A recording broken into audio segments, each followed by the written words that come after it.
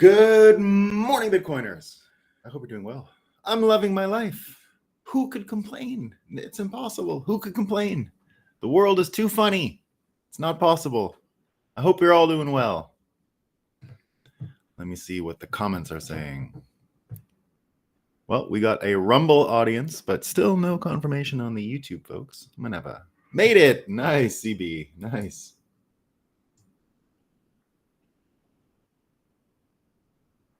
Yeah, pardon the irregularity of the schedule these days. Summer holidays, there's not much I can do about it. Gotta get around a bit in the summer. June is always such a weird month, and July is just as weird. So, and there, I'm going to New York City on Friday morning, so we won't do one that day. Monday morning, I think I have to go to the New York DMV. I haven't had a driver's license in a long time. I just drive illegally. It's no big deal. Now, the reason I drive without a driver's license is, I can blame the stupid bureaucrats. And I've got, you can play dumb once with traffic police, right? You get one chance to be like, So my is, I lost. So I actually tried to get a Vermont license, driver's license, right? And so I go there, and I'm in. You can't just go to the DMV anymore either. That's like the main part of my playing stupid excuse. You can't just walk into the DMV in Vermont since COVID. You have to have an online appointment, right? So right away you're like, I can't. I got an online appointment. So I always keep an online appointment reserved. I just never go. I just keep pushing it forward another month and another month and another month. Oh, next month. So I've always got like something I can show the cop if I ever get stopped. So I'm like, I got an appointment. But the reason it happened is my New York driver's license got suspended. Do you want to know why? It's the most insane thing ever. It's because of the order in which I switched over my insurance and my license plate on my vehicle. Because I canceled the insurance first, and then got the license plate. The license plate of my car is Vermont. That is done this month. So that's one that's a bit sketchy. I never did the inspection. I have no like inspection sticker or anything like that. So that's fine, right? But I don't have. So I have a driver's plate, which already, by the way, in Vermont since COVID is sort of optional. You know how many people in Vermont now just draw on paper their license plate for the same reasons that I'm mentioning, because I don't have. You have to make an online appointment, and some people are just like, I don't know how to use the internet. And you can't call it racist because it's Vermont and we don't have black people. So even white people in this case, no idea how to use the internet. Stupid Vermonters, which is great for me because I just draft behind their stupidity. So we don't have, I got to do these online appointments. But indeed, the reason my license was suspended in New York was because of this stupid insurance license plate thing. If I would have changed the plates, then got the insurance, I would have had no license troubles. Now, I also have to go into a New York DMV to pay the fine to clear the things so that I can transfer my driver's license to Vermont. So blah, blah, blah. I have this stupid long story to tell any traffic cop who would ever stop me. And I mostly drive the car. See, the scam is awesome because I mostly drive the car in Canada where they don't know any of this stuff. So that's why I don't have the inspection stickers and nothing. The car really mostly, it goes into the States. But because my farm is on the border, I only stay in like the Northeast Kingdom, what we call the Northeast Kingdom in Vermont, where there's no people, right? So I don't have cops or nothing. So I'm not really that worried. But I am going to take the opportunity to go to the Manhattan DMV on Monday and clear the stupid fine because sometimes it's a little sketchy without the license because I cross the border a lot, right? And the border never usually asks for a driver's license, but they have at certain times in my life. It's not zero, especially because when they see the Vermont plates, they're like, what's going on here? And I always have to be like, to the border guy. And some of these border guys, they really want to work on the Mexican border. So because they're on the Vermont-Quebec border, they have to hallucinate all kinds of risks. They got to be like, what's up? So it's annoying, but that's what's going on. So my most recent, I guess we're on a 1.5-year stint of no driver's license. I've done this many times in my life, so this is not the first time. Make sure I've registered to vote big time, CB. It's 5 times. I told you. It's the thing, and as far as registering to vote, here's the problem. It does it for you. Like, I don't even really live in the United States, right? I got the farm and we go, but I don't spend hundreds of days there or anything. Like, what I mean is I don't get any social benefits. Like, even my driver's license from Vermont, what it will be is there's 3 types of driver's licenses in Vermont. There's the nothing included. You just have a driver's license, and they say that. And then there's one that has like a microchip in it, and that thing gets your social benefits and blah, blah, blah. So mine is an official no social benefit license when I get it. So the voting and all that comes with it. But in general, they register for you this stuff for you, like, just automatically. So when I was in New York, I would get the ballots, and I was like, I never signed up. What are you talking about? It's a big problem. The United States has many, many people on the voter rolls that have nothing to do with the country. I've been saying it since 2020. I was like, we got 5 ballots. First of all, there weren't 5 people in my house in Brooklyn. There were 4. And of the 4, there were 2 Americans, but they were babies. There was not a single eligible voter in the place, just my anchor babies who are not old enough. Right? So anyway, it's a pretty funny situation.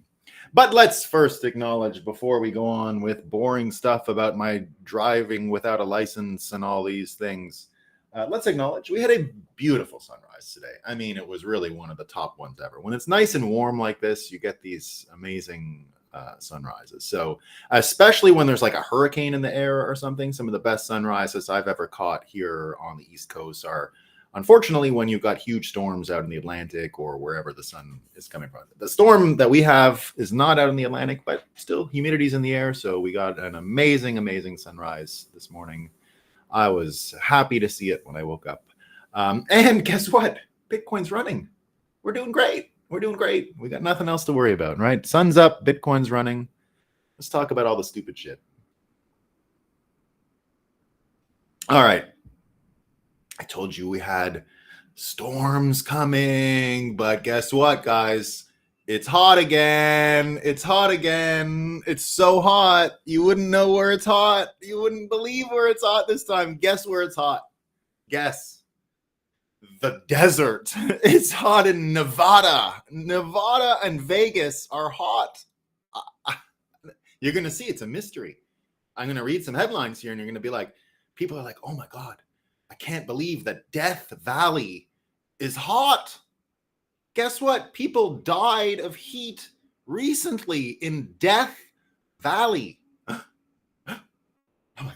So here's what we got. We got the New York Times saying a week of extreme weather explained.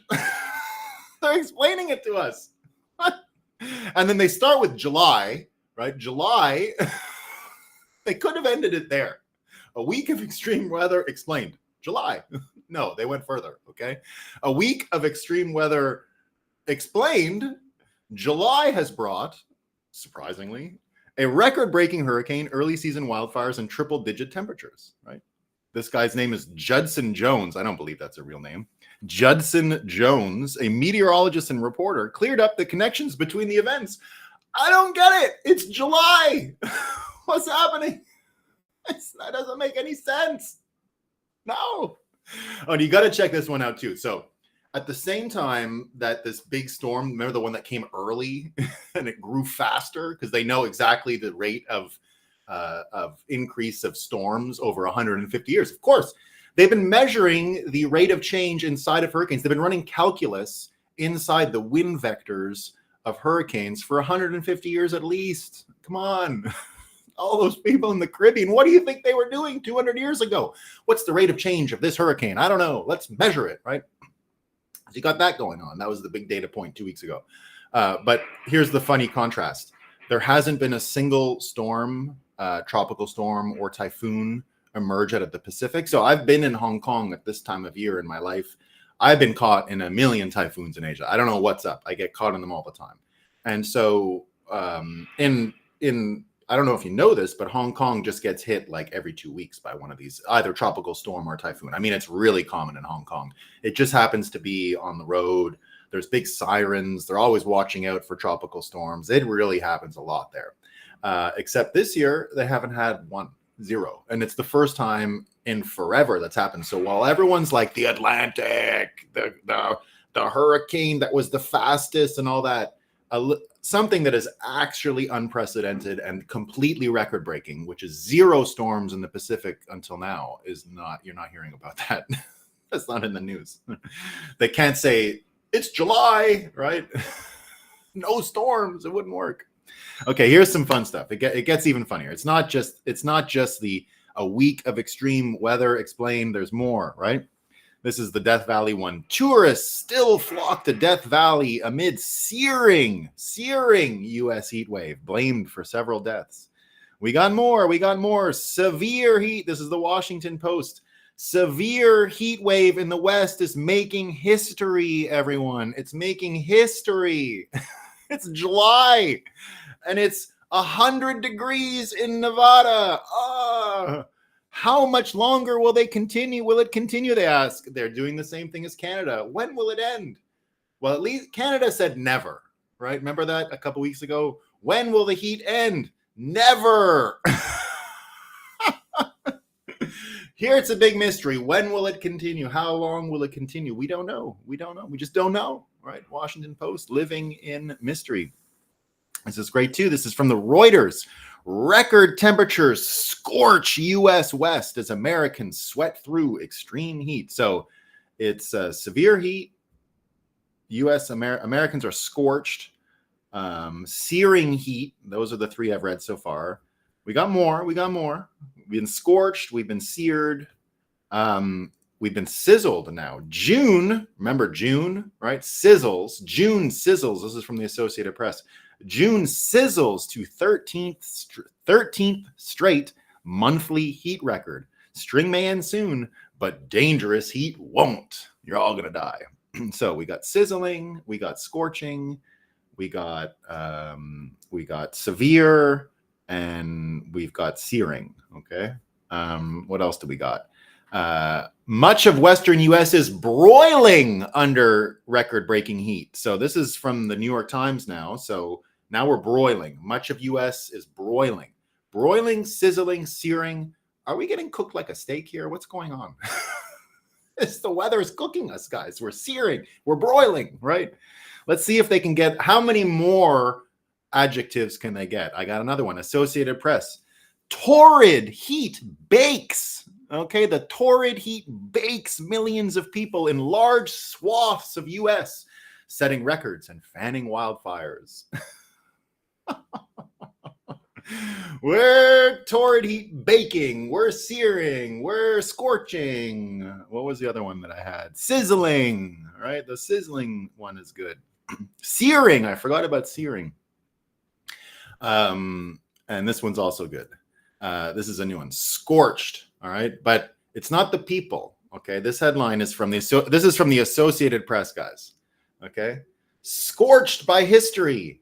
Discriminatory past shapes heat waves in minority low-income neighborhoods. They're scorched, but not by the heat. History, guys. History scorched them, okay? Get it straight. What else do we got? Where else is it hot? Well, it's hot. It's hot. But this is my favorite one of the day, okay? Now, it's not hot anymore. We're getting out of the hot thing, but we're still going to be in environmental protection, right? Because the heat, we don't like it. It's hurting the environment, right? But this one is, again, I know I say this a lot, but we do need a special museum for this stuff one day. And I know I keep saying that this one's the best one and that one's the best one, but I keep believing it. So I have to keep telling you. I keep thinking these are the best ones I've ever seen. This one is really great. Okay, this one is top shelf. So the rockets that Elon's sending up, right? There's a lot going on in the world, guys, right? Including the rockets that are supposedly going to help us make cities on Mars and on the moon. But be careful, all right? The New York Times scoop. They got a scoop, guys. At SpaceX, wildlife safety takes a backseat to launch. Guess what happened? On the front page of the New York Times, the #1 story 2 days ago in New York City. What was it? It's 9 birds' nests. got knocked off their trees while the rockets launched. So a total of 9 birds have died. I want to take an extra sip of my coffee in honor of these birds that have sacrificed themselves for Elon Musk's ambition. It's his ambition. If Elon Musk would just chill out a bit, these birds would still be with us. Now, I know they might die from the scorching heat, but still they'd be on Earth and they wouldn't be dead already. So, here's to the birds. A very sad state of affairs. You wouldn't even believe. Oh, by the way, this picture here, that's a turtle. It's not just the birds. This turtle's shell got hot, not from the sun, from his rocket engines. Son of a bitch. Son of a bitch. I'm done with Elon now, fucker. Killing all these birds, What a jerk. What a jerk. Billy says... people here in Greece are freaking out over heat and fire. It's been coming here 30 years. Yeah, that's it. It's for the birds. It's for the birds. Veterans cannabis, scorching, searing, sizzling. That sums it up. Yeah, that's what we got. All right. So we know it's hot and the birds are dead. So that's what we got in Moscow time today. That's our Moscow time. Dead birds and searing heat. All right, this one's pretty funny. This is what we're going to start talking about today. So this is just a simulation wink thing. This is just like we live in a simulation.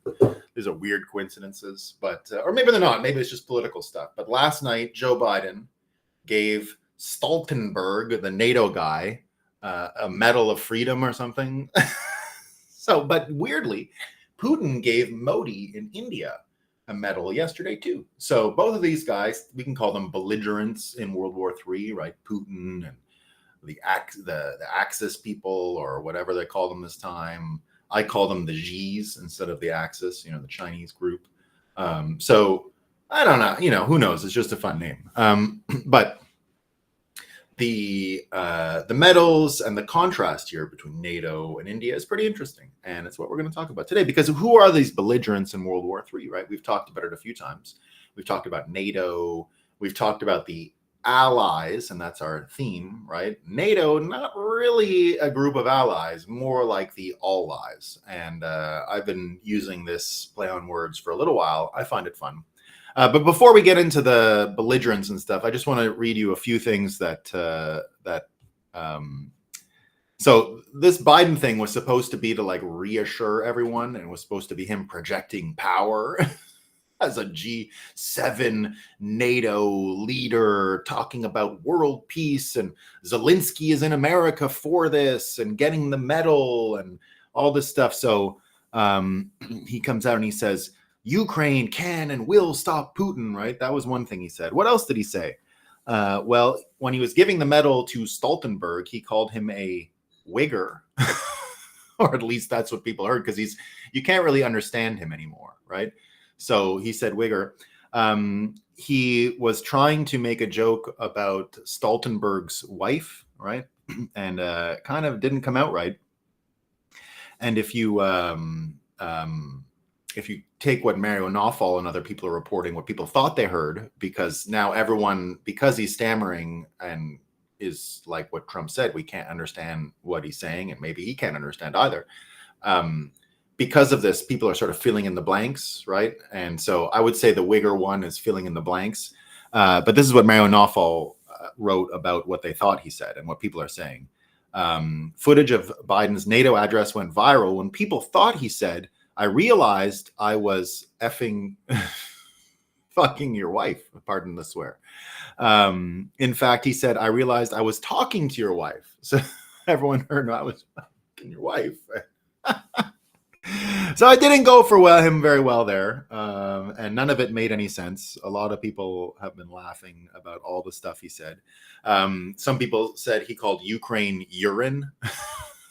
Some people said, it had to be shown off stage again. It was the whole thing, right? It was the usual thing we see from him. Hold on. It was the usual thing we see from him. But it reminds me of, and Balaji was talking about some of this stuff today. And what he was talking about in this next passage, just this contrast, right? Seeing Modi, right? India is now the biggest democracy in the world and maybe the most successful, right? So it's huge. There are way less questions about the credibility of elections in India than there are in America, right? India does hand counting and gets it all counted within a day. America has the machines, and the machines don't make anything faster. That's supposed to be what the machines are about, but that never happened, right? So we got to wait weeks to get anything in Arizona because I guess they can't count there. So the contrast of Putin, BRICS, what's going on with India, and Biden going with NATO and giving a medal of freedom to this, military cooperative group. It's just an amazing contrast, right? Sorry, my nose is running and it's distracting me. Just a second. I thought I had a Kleenex. I'll be right back, guys. I gotta blow this nose.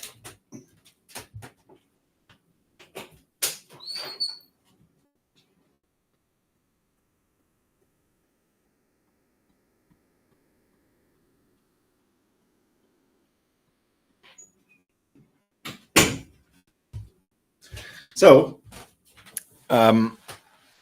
here's what Balaji said, and I thought it was a pretty interesting contrast. So we're talking about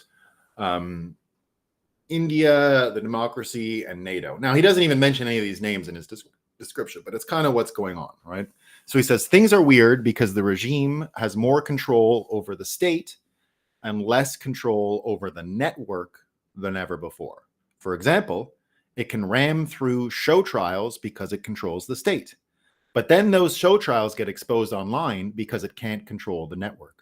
So you have a recipe for A, more flagrant abuses of state power than ever before, followed by B, more millions of people than ever before coming to networked consensus worldwide that state power has been flagrantly abused.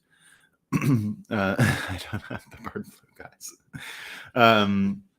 That's a feedback loop that eventually means things fly apart, right? Which is what we're in, right? He says, after all, the state only exists if people believe in it. Remember, the US dollar is based on the full faith and credit, right? That's literally what used to be written on the bills, the full faith and credit in the US government. How much faith and credit do you have in this system? The answer is none, right? They've been exposed as the all-lies. They're not the allies, they're the all-lies. And I did a thing years ago on who the actual belligerents, so this is a whiteboard I did a couple years ago, on the actual belligerents in World War III, right? So you've got the Axis, right? You've got China, Russia, their money, it looks like they're trying to constitute it as BRICS, right? It'll be a commodity-based money. We've got some wheat and some oil. Their info comes from the firewall, right? Because a lot of these places do use an internet censorship apparatus. And then their strategy to win World War III is mutually assured destruction, right? So I think Putin is pretty clear about that. It's not, he's pretty clear about not being a first strike guy, but having a threshold from which he would deploy certain weapons. He's testing new weapons because the Americans are apparently testing them. I don't know anything about who's testing what and nuclear treaties and missile treaties. I don't follow it. So, but and I don't trust Putin's word on this, right? When he says Americans have broken a thing and I'm going to develop, I don't know if that's true. It sounds true, but I don't check up on this stuff, so I couldn't tell you what's actually happening. But that's the way they're describing it, right? Now the all eyes, right? We know who they are. Their money, of course, we know what their money is, right? Their info comes from the registered trademark version of the internet, not a firewall, but a mind control apparatus used to nudge and spin algorithmic control over people's fears and wants and things like that. And the strategy, of course, is growth, right? If it's not growing, it's not happening.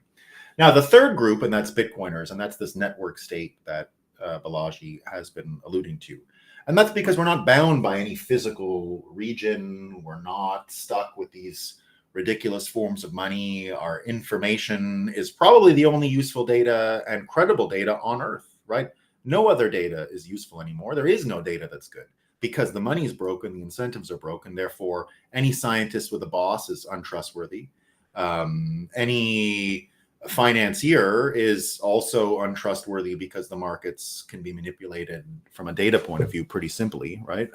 None of the data, foundationally, the data makes no sense because it's all based on a fake interest rate, which is political. So the idea here that Bitcoiners have the only data point on Earth worth a damn, the data point on which we will create a new world of more trustworthy data, not perfect, but better.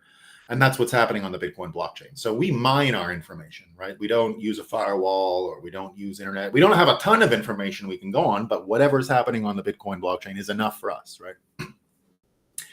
And then, of course, our strategy, we get our money from, you can have a brain wallet, or you can keep the 12 words in your head, or, right? Our money is basically just a mathematical, some math that we can all agree on, but it does come from cryptographic manipulation and cryptographic use and the management of cryptographic keys, which we now know we can, or we've developed ways to keep them in our head, and so our money can actually be in our brain, right? Our information, just like I said, it's a small data point, but it's literally the only data point in the world worth a damn, right? The Bitcoin hash rate, what's been transcribed into the blockchain, what's been used in the block space, and which Bitcoins have moved where, right? What UTXOs are current. That's it. There's nothing else out there. Now, our strategy to win World War III is not mutually assured destruction. It's not financial growth and all these things, although that's a consequence of what we're going to do.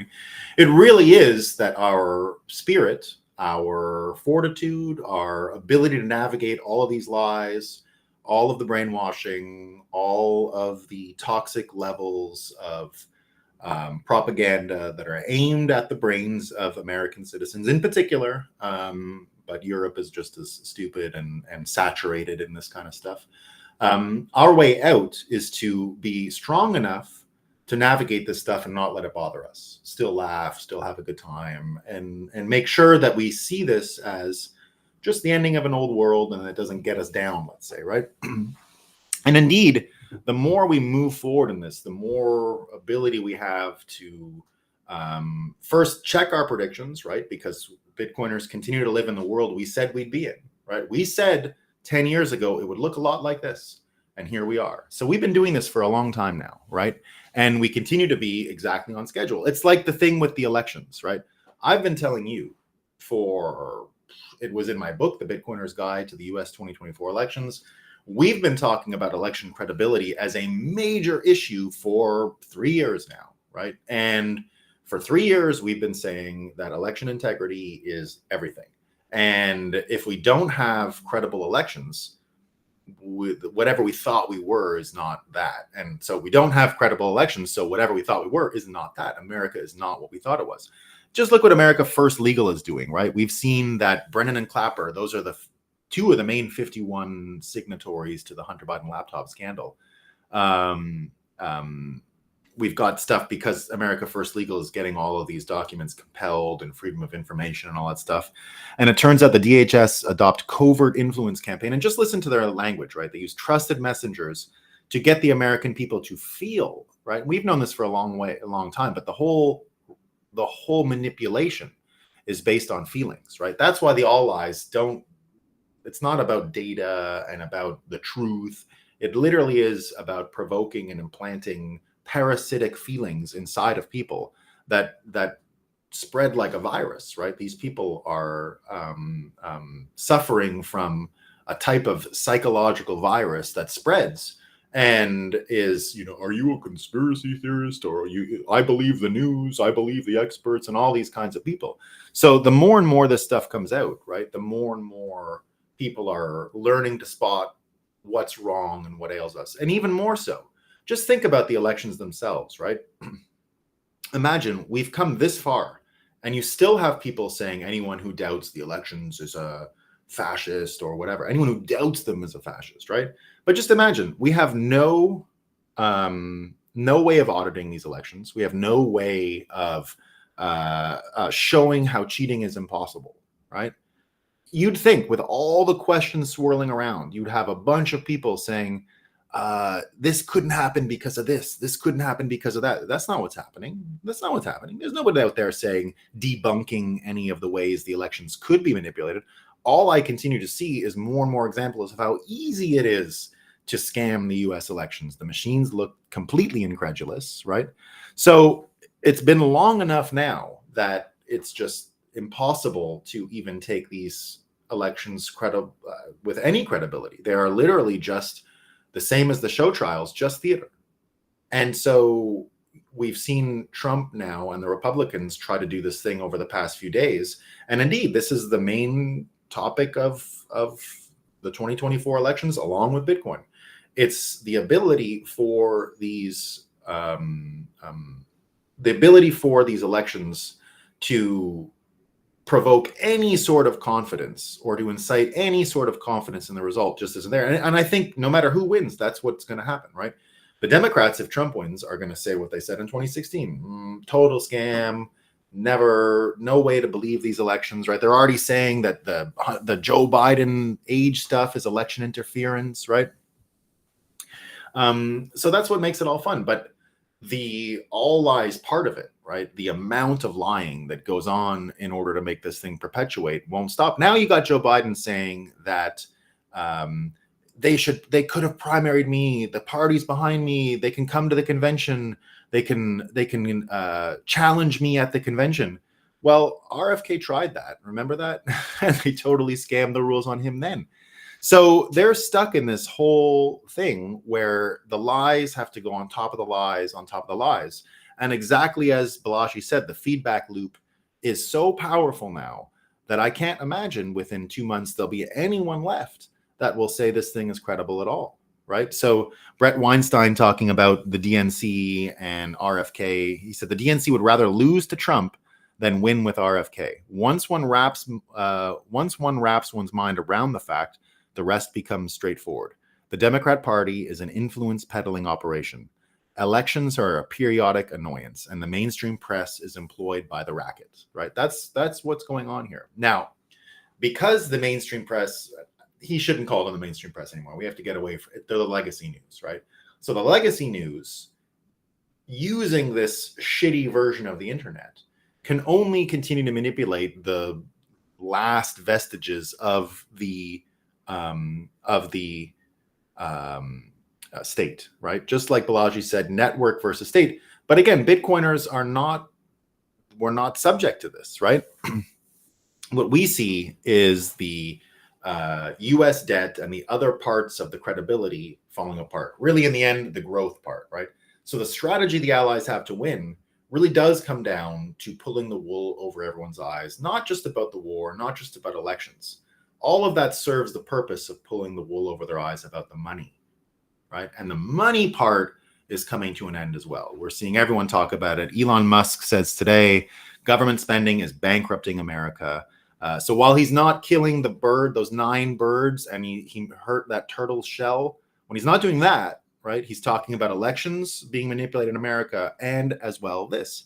Government spending is bankrupting America. Kim.com says U.S. total debt. The government survives on money printing, creative accounting, and propaganda. That's why BRICS is de-dollarizing. Game over.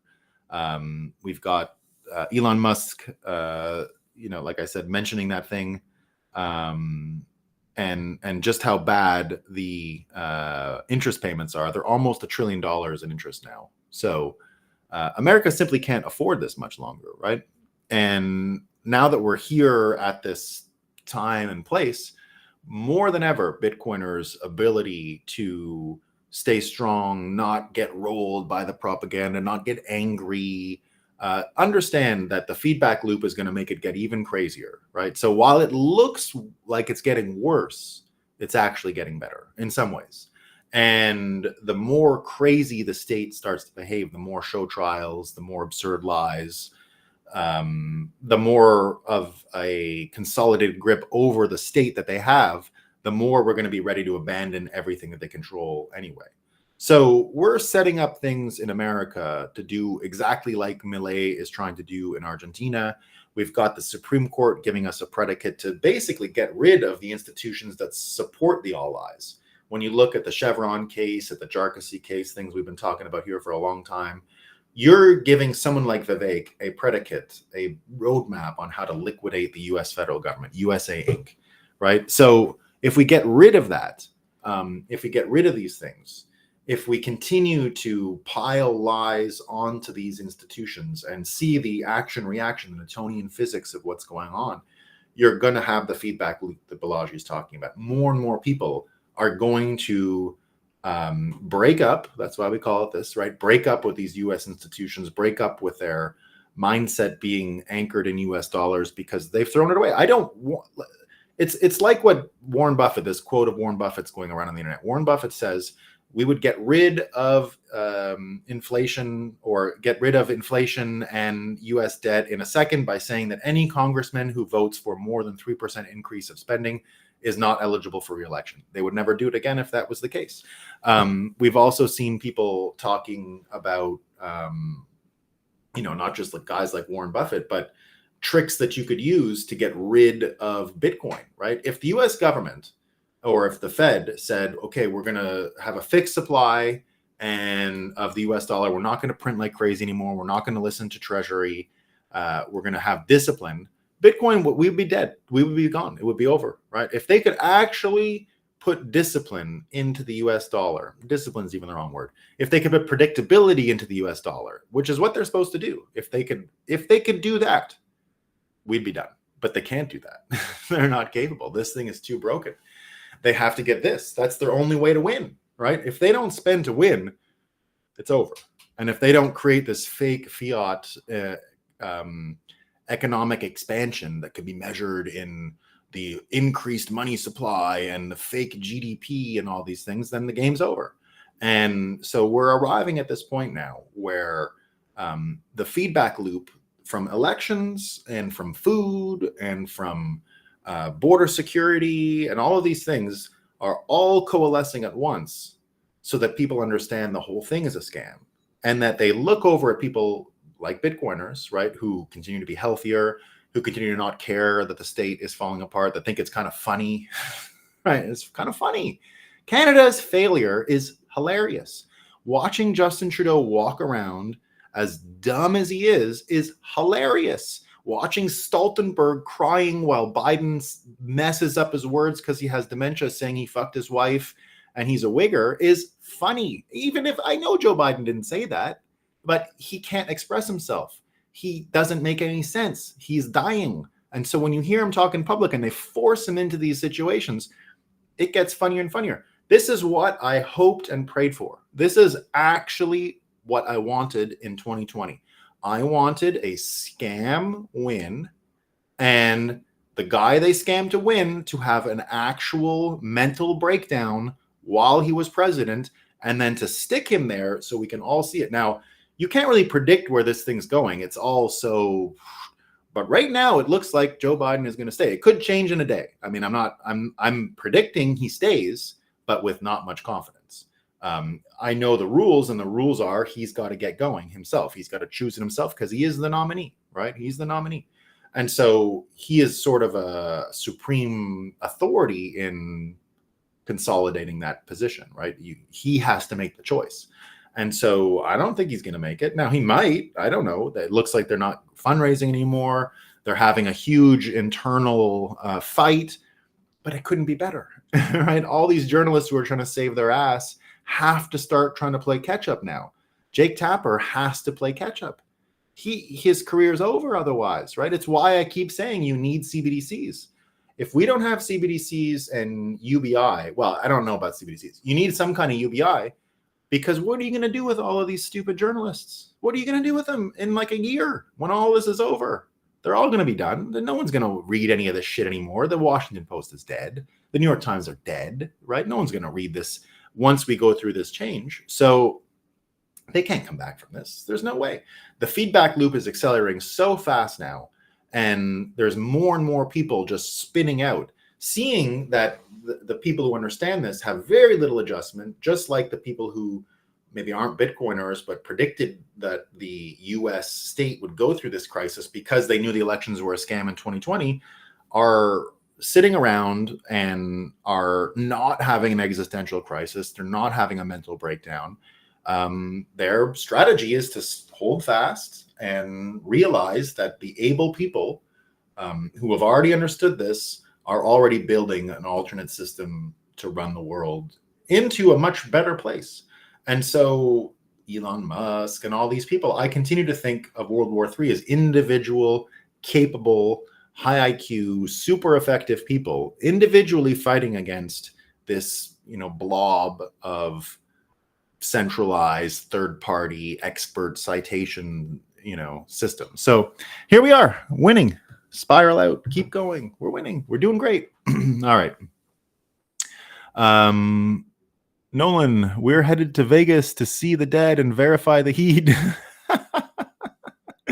Is it the Grateful Dead you're talking about? Aren't they doing? Are they doing some kind of a show in the Bull? That's what I thought. Nick, I don't know what it's going to be like. We'll see. It's a big mystery. American elections are a shit show. It is exactly my point. It's perfect for Bitcoin. Love Rules says, good morning. Surviving summer with air conditioning. I think we'll make it to the fall. What's in the fall? I'm told it's not going to end. It's forever now. It's broken. It's all broken. So that's what we got, Yeah, I don't have bird flu. It's for the birds. Or the birds. If not us. Yeah. If not us, then who? If not now, then when? Bitcoin is our best future, Bitcoin. Veterans Cannabis says. Yeah. We're doing great. All right, team. It's a short one today. We're in the fake news supply, so there's not too much going on other than Bitcoiners are winning. There's looks like our mental strength is going to be what causes hyper-Bitcoinization, and the feedback loop is just strengthening our own worldview while it's sinking all of these losers. So that's the good news. All right, team, that's all I got for today. I shall see you tomorrow. We won't be meeting on Friday because it is I'll be flying to New York City. I don't think I'll be there Monday either because I've got that DMV meeting that I explained at the beginning. But I think I will be around Tuesday. So I'll let you all know. I'll start posting more on the YouTube community site where I can put pictures and sort of post like on X. And I'll also always say on X if I'm going live or not. By August, all of this stuff will be over as far as a day on, a day off. It's kind of been that way. June is a tough month for that, so is July. It's a lot of running around, right? We were in the other grandparents yesterday, and then grandparents, which is great. Appreciate the stream, Nolan. Good stuff. Non-Sullen says, John, blessings. Thanks a lot. All right, team. See ya tomorrow. Be good.